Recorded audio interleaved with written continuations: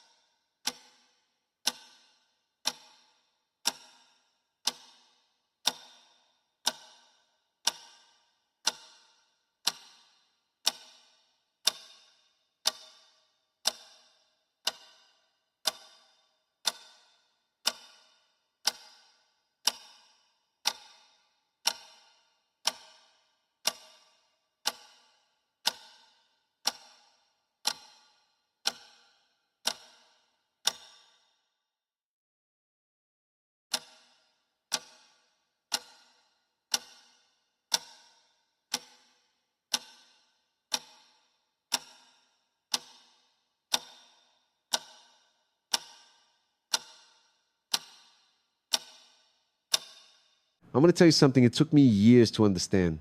And maybe by the end of this conversation, it'll make as much sense to you as it finally made to me. For a long time in my life, I did everything right. I woke up early, I worked hard, I kept my word, I paid my bills, carried my responsibilities, did what's expected of someone who's trying to make it.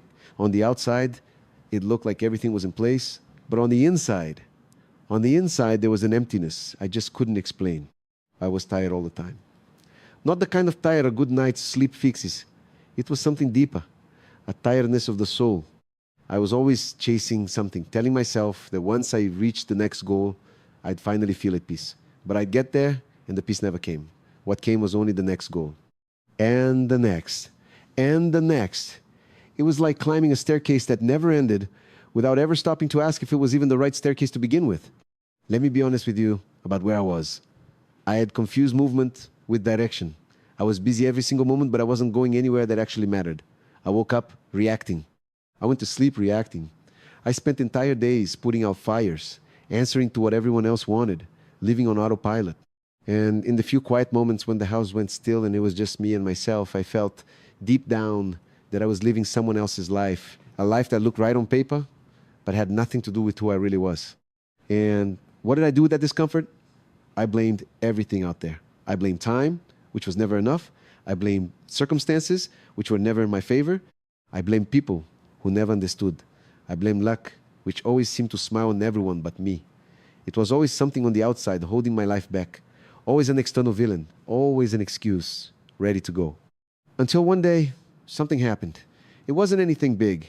It wasn't a tragedy, and it wasn't a miracle. It was just a silence that lasted a little longer than usual.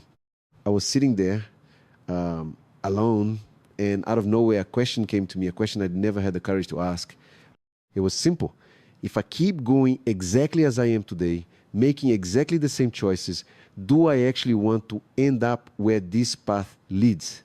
And the answer, deep down, was no. A no that hurt. But an honest no, and in that same instant, a second realization hit me. And that one was the hardest to swallow. I realized that the one thing all my problems had in common was me. It wasn't the circumstances. It wasn't the people. It wasn't luck. It was the way I thought, the way I chose, the way I treated myself on the inside every single day without even noticing. That might sound like a harsh thing to realize, and it is. But it was at the same time the most freeing moment of my life. Because if the problem were only out there, I'd be a prisoner of the outside world forever. But if part of the problem was in me, then part of the solution was in me too. And for the first time in a long time, I felt like I had some power over my own life. That was the beginning. Not of some dramatic change from the outside in, but of a quiet shift from the inside out. The first thing I changed wasn't my routine. It wasn't my job. It wasn't anything out there. It was the conversation I was having with myself. Because I noticed something frightening. I spent the whole day sabotaging myself on the inside, beating myself up over everything, shrinking myself with every mistake, comparing myself to everyone all the time. The voice that lived in my head was the voice of someone who didn't like me, and I kept listening to that voice as if it were the truth. So I asked myself another question: would I talk to someone I love the way I talk to myself? And the answer was never. Not in a million years. I would never treat a friend, a child, someone dear to me with the harshness I treated myself with every day. And right there, I understood that you can't build a big life while you're tearing yourself down on the inside. So I started to change that, slowly, not overnight. Every time that harsh voice showed up, I'd catch it, breathe, and trade it for a voice that was firmer and kinder. It wasn't some nice self-help slogan. It was practice, repetition, day after day. At first, it even felt forced. But over time, it became natural.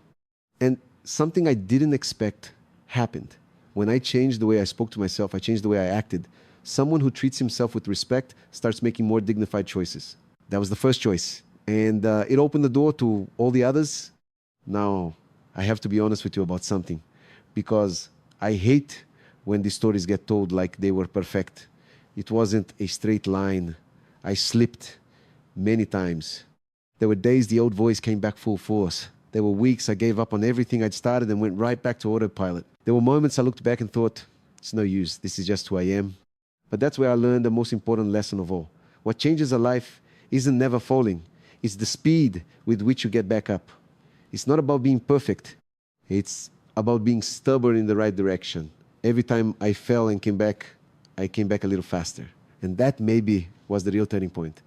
I stopped demanding perfection from myself, and I simply refused to quit. The second choice was a stranger one for me. I decided to slow down. For someone addicted to being busy, stopping felt like a waste. It felt like laziness. It felt like falling behind. But I started setting aside a few minutes of my day just to be in silence. No phone, no noise, producing nothing. Just me, my breathing, and the attempt to reconnect with myself. At first, it was uncomfortable. Very. My mind screamed. My thoughts tripped over each other.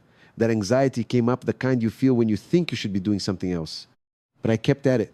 And over time, in that silence, something began to settle. The waters that were always stirred up started to calm.